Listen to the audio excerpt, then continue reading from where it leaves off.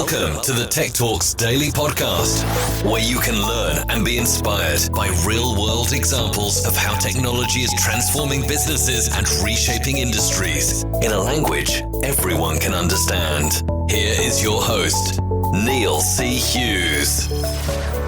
Welcome back to the Tech Talks Daily Podcast. Now, as we race towards the end of 2021, I recently had a flashback from the end of 2020, where the Zix threat research team predicted in their global security report that we would see attackers further personalising and customising their cyber attacks here in 2021. And here we are towards the end of 2021. Were those predictions correct? What has evolved? What lessons have we learned along the way? Well, I invited Troy Gill, Senior Manager of Threat Intelligence at the company, to come on the podcast today and discuss the rise of personalised phishing attacks and ultimately what businesses can do to protect themselves, not only right now, but as we look forward to 2022. So buckle up and hold on tight as I beam your ears all the way to Florida in the US, where Troy is waiting to speak with us now. So a massive warm welcome to the show, Troy. Can you tell the listeners a little about who you are and what you do? Yeah, of course. Thanks for having me. My name's Troy Gill, and I am a Senior Manager of Threat Intelligence here at Zix AppRiver. I manage and collaborate with a team of security analysts that operate 24/7, 365. What we do is we're analyzing threat traffic in real time, looking for opportunities to make around-the-clock improvements to our capture efficacy in order to keep our customers safe from the ever-evolving array of attacks that they are facing. And I'm curious, though, what's your origin story? Where did your passion for technology and protecting people from attacks come from? How did those worlds collide? And ultimately, what put you on this path you're on today? Yeah, it's a little bit of serendipity, I guess. So yeah. I'm sort of a night owl, and as without dating myself too much, as the internet really took off in my younger years, I would spend a lot of my spare time just tooling around on the computer when everyone else was in bed, just sort of seeing what I could do. So it was sort of just became a hobby of mine. Now, my grandfather, who I spent a lot of time with, was an investigator, and I was always really interested in that. But I was also discouraged from going into law enforcement by him. So later on in life, I met one of the original founders of AppRiver. It was a total chance meeting, and he just started telling me, about the company, what they were doing, keeping people protected from cyber threats, and I found it very, very intriguing. I went in for a formal interview a few days later, and the rest is sort of history. That was more than 14 years ago now. And in my role, I've sort of gotten to fill that interest in fighting crime, this being cyber, of course, and helping keep our customers protected from these threats that can be very damaging. And that's really something that motivates me to do my best work. And I know that it motivates my team substantially as well. I love that. What a great story. And you've become an investigator of a different sort. And in some ways, it's like you can't escape your fate here because you've gone online to be the investigator and protect people there. And that's where crime has shifted, hasn't it? That's right. Yes. Oh, man. So that path led you to Zix AppRiver. And I remember that Zix acquired AppRiver for, I think it was something like $275 million a few years ago. But for people listening and hearing about you guys for the first time, can you just introduce the listeners to the customers? Can you do that again? Can you introduce the listeners to the company, the kind of problems you solve, and a little background on the company too? Yeah, sure. So like I mentioned, I came from the AppRiver side of the acquisition.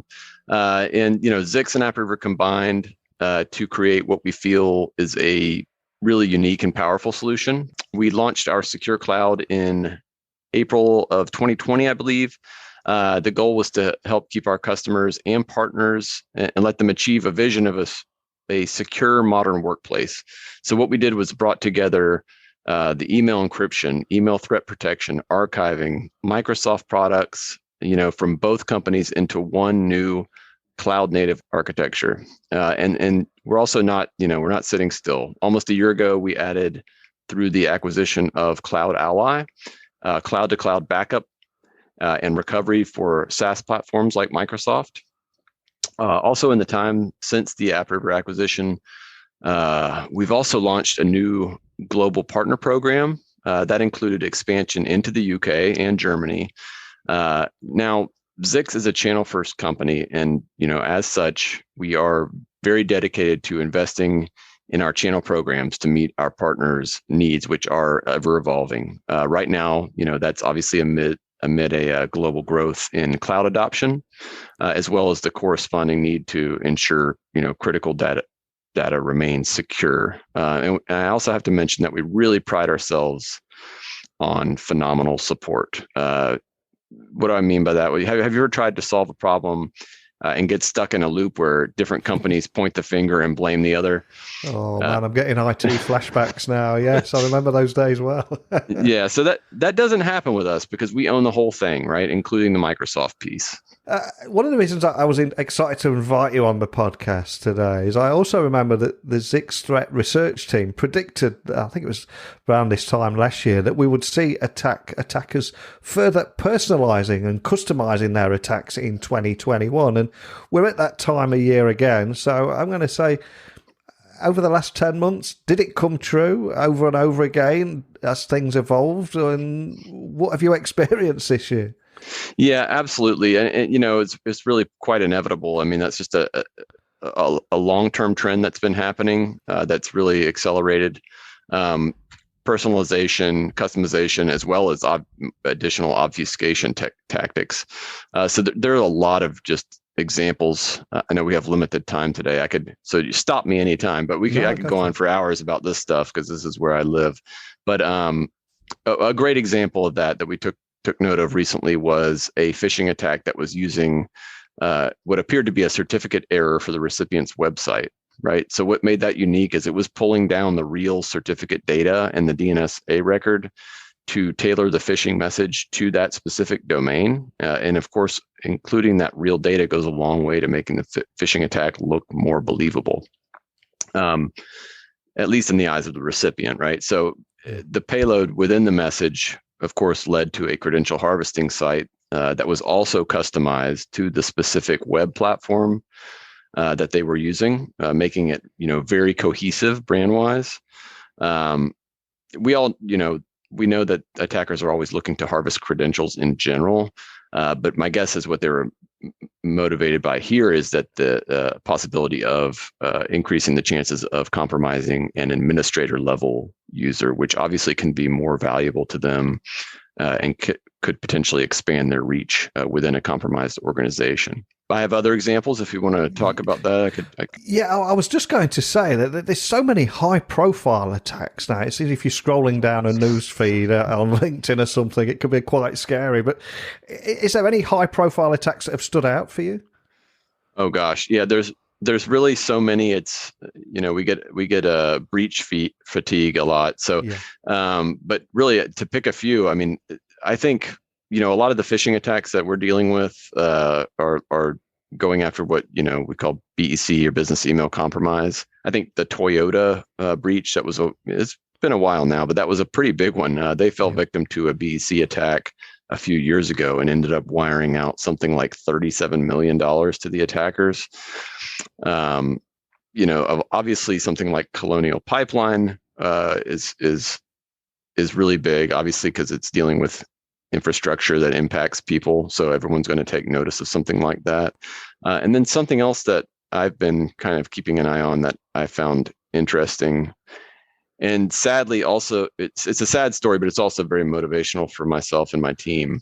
Yeah. There's a hospital that's being sued currently where the plaintiff is basically alleging that the hospital, who was in the midst of a ransomware attack, had degraded services, which directly attributed to the death of her child, which is terribly depressing. But I was chatting with a doctor the other day, and we were discussing, ransomware threats and as they apply to the hospitals, and just in general, and not really relating to this case. But what he told me is, there's no way that health outcomes could not be affected when you're suddenly set back 50 years technologically, right? You need to order drugs or order a test, and you have to all of a sudden you're doing that on paper and everything slows down. So it's really that's something that really motivates me. It's actual people's lives are even at stake. So I think that's something that really motivates myself and my team. It's such an important point because it's not just businesses that are under attack. It is our critical infrastructure right now. And from the boardrooms of all these people that you speak with, do they get it now? Because traditionally it was a more reactive approach where they waited till they had that breach and then thought, hey, we better do something about it. A bit like people getting burgled before they fit a burglar alarm. But are you noticing a more proactive approach and boardrooms seeing the value of cybersecurity now?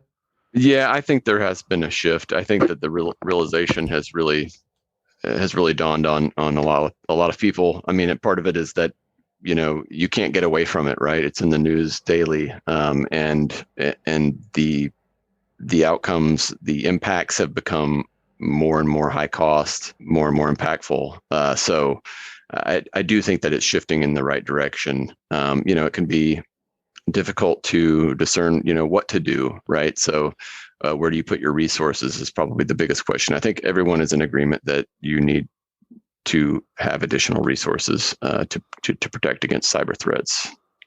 Absolutely. And the big question, of course, is, and I suppose this is a podcast on its own, but what can businesses do to better protect themselves from this rise of personalized phishing attack that we're seeing more and more now?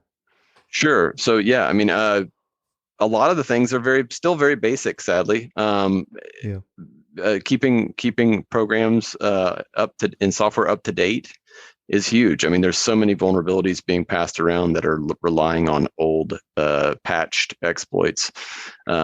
Implementing and enforcing two-factor authentication or multi-factor authentication is so important, especially with these phishing attacks. Once they breach your credentials, that can add that layer of difficulty for actually the attacker going in and utilizing those stolen credentials.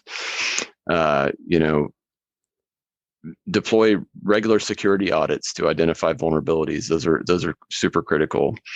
And also you could find suspicious user behavior with those. Of course, with ransomware, you have to ensure that your business critical data is being backed up accurately and regularly. But also something that's frequently overlooked is your ability to recover from the backup, right? So I see a lot of times the organization is, they're backing everything up, but they don't really go through the process of,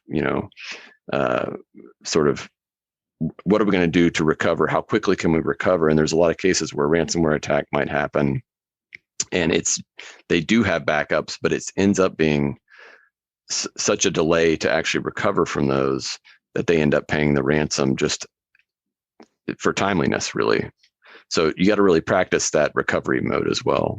And of course, the other big change we've seen over the last 18 months is we now automatically expect to be able to work from anywhere, any device, and at any time. And with that becomes a few security issues too, as we're now working well away from the corporate network.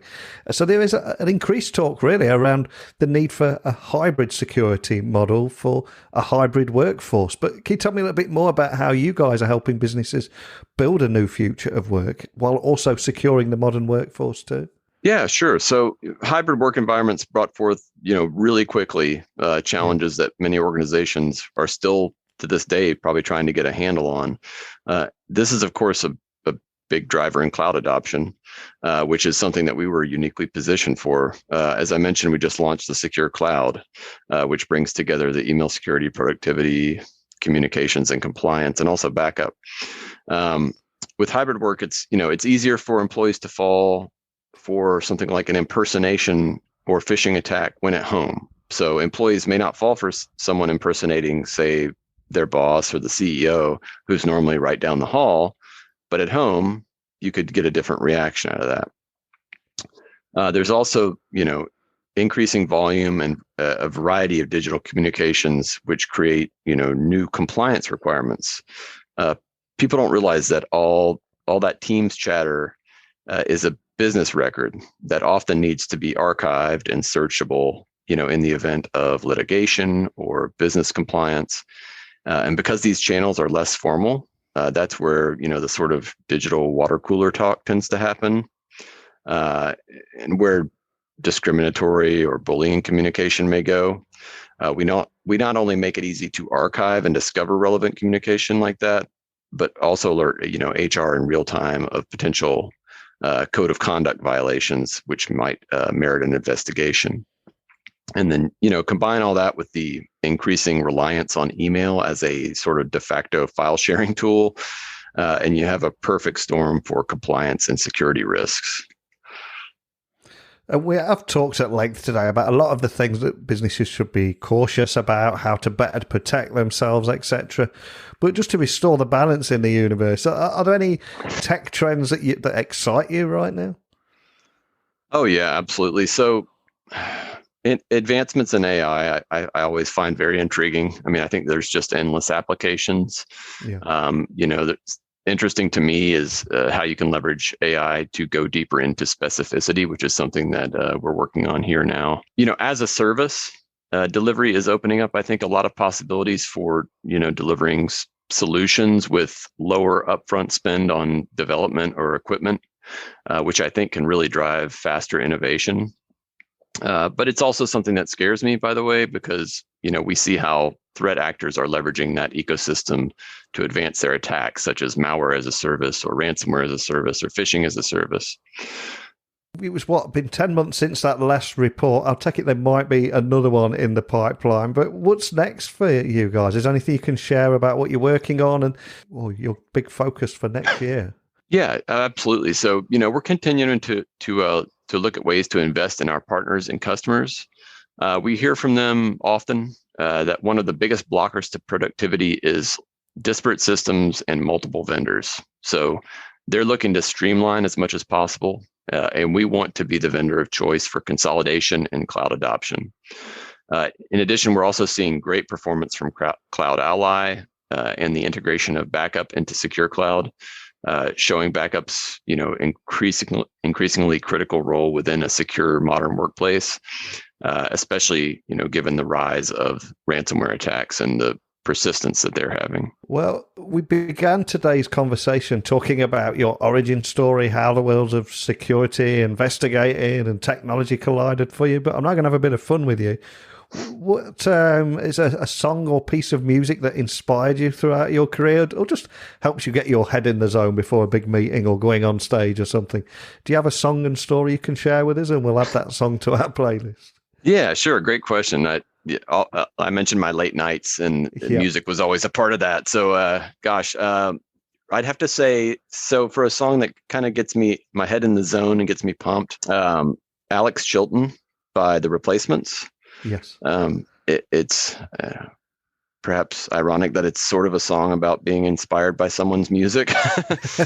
So, and then I also really enjoy the Trent Reznor's version of Immigrant Song by it was originally a Led Zeppelin song, and he created this version for the introduction scenes of David Fincher's Girl with a Dragon Tattoo film, which is a great series of books as well. Oh man, two great choices there. Because you got me on a good day. I'm going to put both of those on the playlist. Oh, awesome! All killer, no filler, man. But before I let you go, for anyone wanting to find out more information about anything we talked about today, can you just point them in the direction of your website and how to contact your team?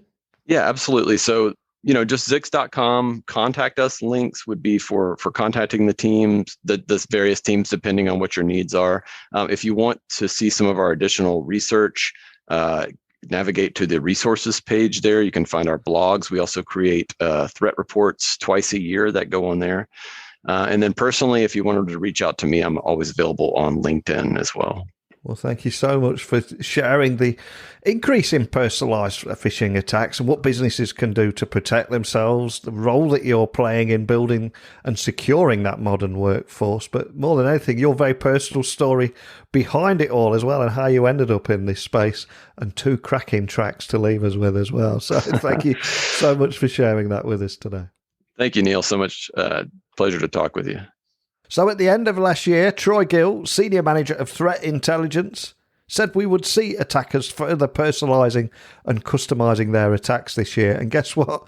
Over the last 8 to 10 months, it's all come true again and again. But I cannot thank him enough for coming on and sharing the rise of personalised phishing attacks, what businesses can do to protect themselves. And as I said to Troy a few moments ago, hearing his very personal story, coming from his personal story and how the worlds of private investigating, technology and security all collided and put him on this path that he's on now. Fantastic story. I'd love to get him back on the podcast next year and learn more about further attack trends as we roll into 2022. As for you, what are you going to do differently next year? I know we're a few months off yet, but it's that time of the year where we start making plans, and whether that be in business or our personal lives. So whatever it is, let me know. If there's anything you're looking forward to tech-wise on Black Friday and Cyber Monday deals, if you're going to strap an Oculus Rift headset to your head this Christmas, or whatever it might be, please share over your ideas, any cool tech gadgets you've found, anything at all. Email me, techblogwriter@outlook.com. You can connect with me on LinkedIn, Instagram, Twitter @Neil C. Hughes. And if you'd like to work with me in launching your own podcast, or you need help with your business thought leadership blogs, simply pop by my website, techblogwriter.co.uk, where you'll also find over 2,000 interviews.